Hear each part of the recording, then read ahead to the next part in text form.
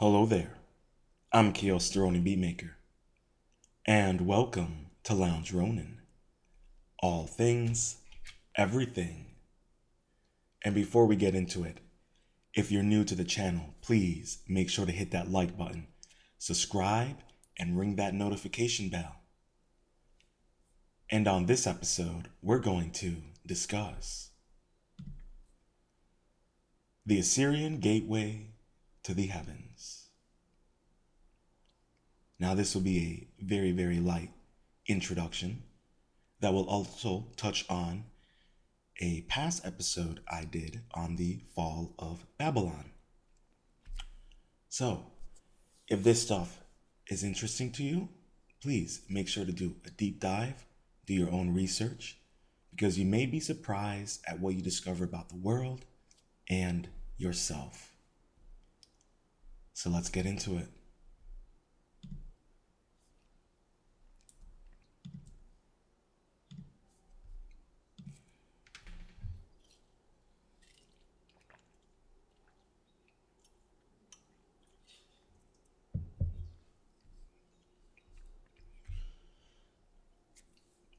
This article was written July 15th, 2022, and it's titled Gateway to the Heavens, the Assyrian Count of the Tower of Babel.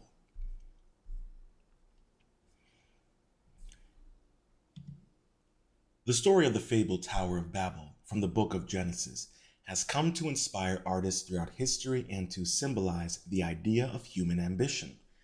Once a real-life ziggurat at the center of the city of Babylon, this great tower was also mentioned with tablets excavated in modern-day Iraq.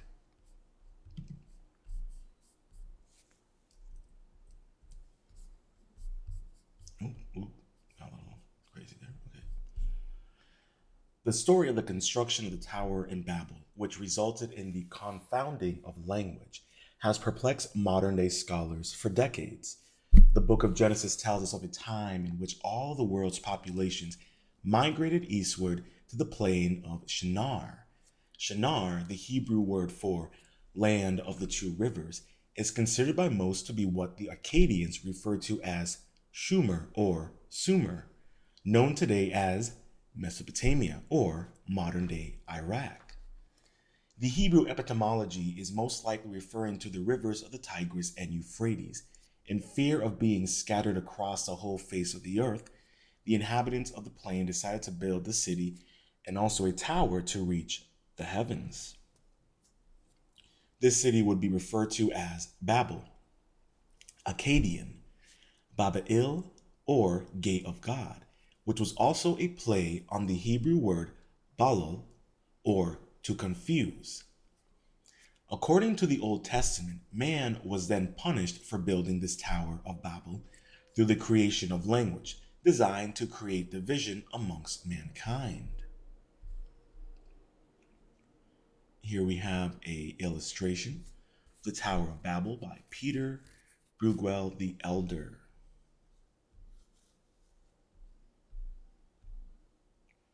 The Tower of Babel excerpt within Genesis. The following excerpt is from the Jewish Publication Society translation of Genesis 11.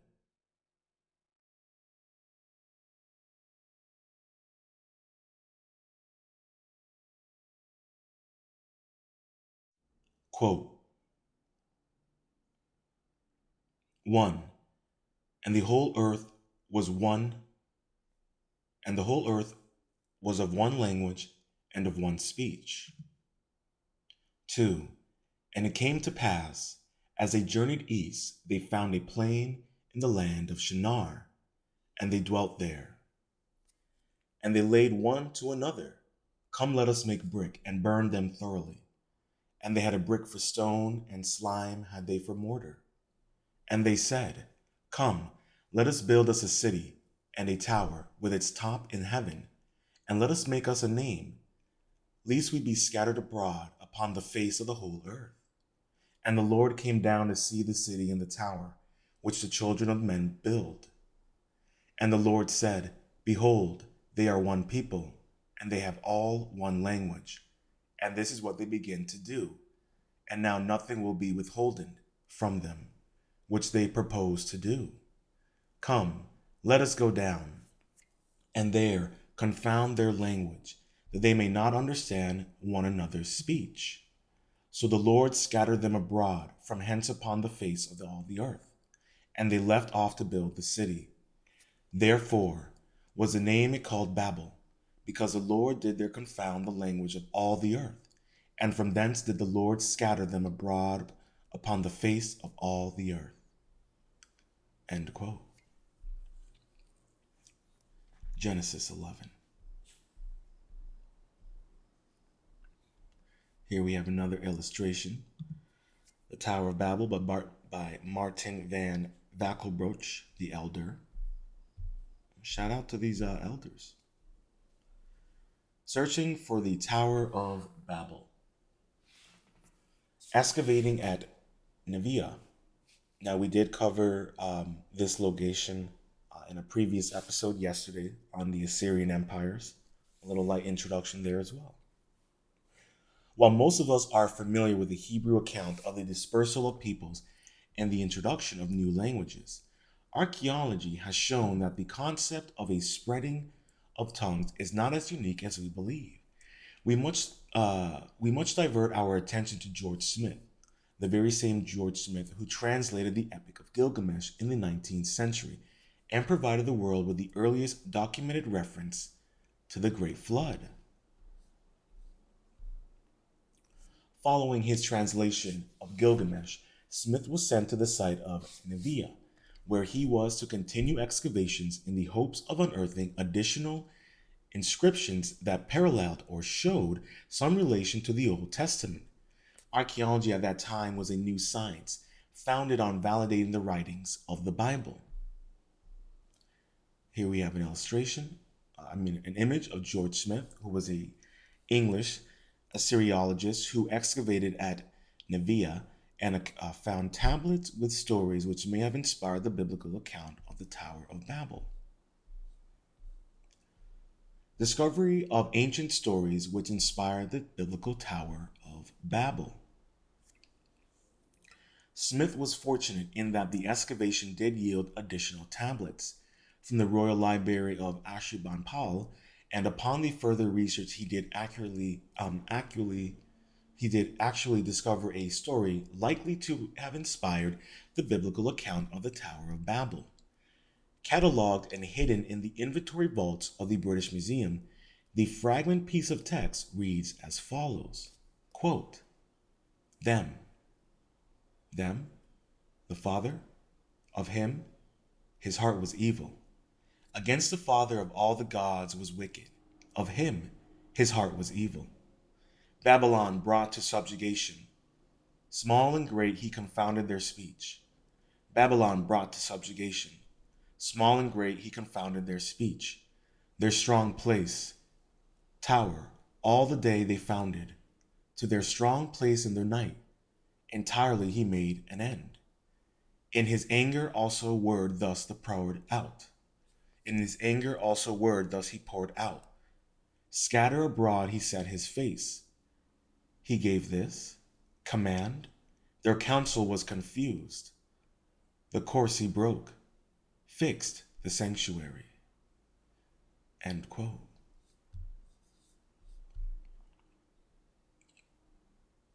Here we have an image of the Library of Ashurbanipal on display at the British Museum in London. George Smith provided a commentary to his translation, briefly summarizing what the inscription meant to him, along with highlighting key words that emphasize the type of construction that took place. Quote, we have the anger of the gods at the sin of the world, the place mentioned being Babylon. The building or work is called Tazmat or Tazimut, a word meaning strong, and there is a curious relation, lines 9 to 11, and what they built in the day the God destroyed in the night. End quote. The key parallels are seen between biblical and Assyrian accounts. That is, that they both speak of mankind unified by a single language and building a tower, thus angering the gods, which resulted in the confusion of the language. The Assyrian account of the Tower of Babel, much like the other tablets found in the same collection, are most likely copies of older tablets. What inspired the Assyrian Babel, and what was the original message conveyed? Much like its Hebrew counterpart, these questions continue to elude us. And there you have it, a light introduction into the Assyrian gateway to the heavens.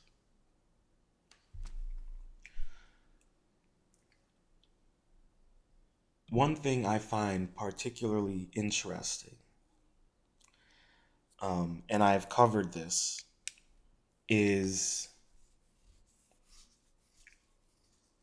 the archaeologists um, seeking confirmation of stories and events within the Bible.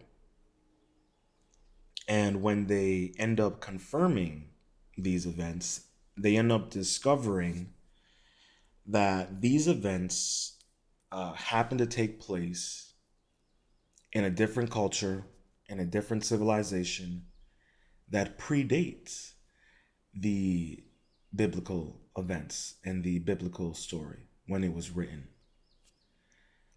That seems to be an ongoing theme, and I've covered it in my Moses, uh, the true origins of Moses in Egypt. I covered it in my Martin Luther King and the Egyptian connection. And what you notice is that Christianity, especially Christianity, you could put in Judaism, you can even put in Islam as well. Um, and you may even put in Hinduism, that they are all inspired by much older creation stories and religious pagan pantheons, whether it's Osiris and Jesus Christ, Mother Mary and Isis, Manu, Noah. And it's you can't not find these stories already have been told. Even I cannot remember his name, but there is a Japanese version of the Great Flood story. There are so many versions that are much older than what is inside the Bible. And I think this has been a serious issue with probably archaeologists at that time and theologians of modern day. The lack of willing to acknowledge the origins of their religions. There's nothing wrong with acknowledging the origin of Christianity was founded in Egypt. There's nothing wrong with that. That doesn't take away from Christianity or anything like that. But I think it's also a level of this idea of Christianity being inspired by African pagan mythology and pantheon is a bit of a problem for the West. And that's just a reality that we live in. The need to downplay and suppress the major influence and impact Africa has had on the world. Now, you can get frustrated with me on that, you can get annoyed with me on that, and that's totally fine. I recommend you do your own research, or you can check out my channel and you can look up Queen Senu, the Egyptian queen that the Irish traces their lineage back from, but whatever. The point that I'm making is that there are plenty of stories and documented evidence that show that Egyptians and brown, dark skinned people were very prominent throughout the world. And when you have stories such as the Tower of Babel or the the Egyptian account of Moses, um, spoiler alert, Moses wasn't a Jew. He was actually an Egyptian occult practicer. That's where the whole story of Moses came from. He was an Egyptian prince who was practicing a mystery cult, and the pharaoh at the time was not vibing with that. So these stories, like I'm saying, are just much older, and I don't have a problem with that. But I hate the. Well, I shouldn't say I hate, but I find it very displeasing the ignorance within the religious communities to pretend as if this information isn't known or isn't well documented. And I know that I'll have my critics in the comments, needless to say, but like I always say, do your own research. And if you want me to point you down a path, I can give you a direction to go down. But that's been kind of the point with a lot of these episodes in Lounge Ronin is just little light introductions for me and for anyone else who's interested in finding a path on where to start. In case you're interested in these uh, antiquities of history and the fact that there is a hidden history, there is a secret history. Our history has been manipulated and lied and inverted to us so many times that in order to find the right avenue to begin at, you'll probably go a little insane. But I guess you could say there is clarity in insanity. But the point that I want to say in closing is our world is one big hidden mystery. And we as individuals must do our part in lifting the veil and revealing the truth of the mysteries of our world. I hope you enjoyed this episode of Lounge Ronin. All things, everything. If you've made it this far, please make sure to hit that like button, subscribe, and ring that notification bell. And until next time, stay positive, stay focused, stay true, and much love.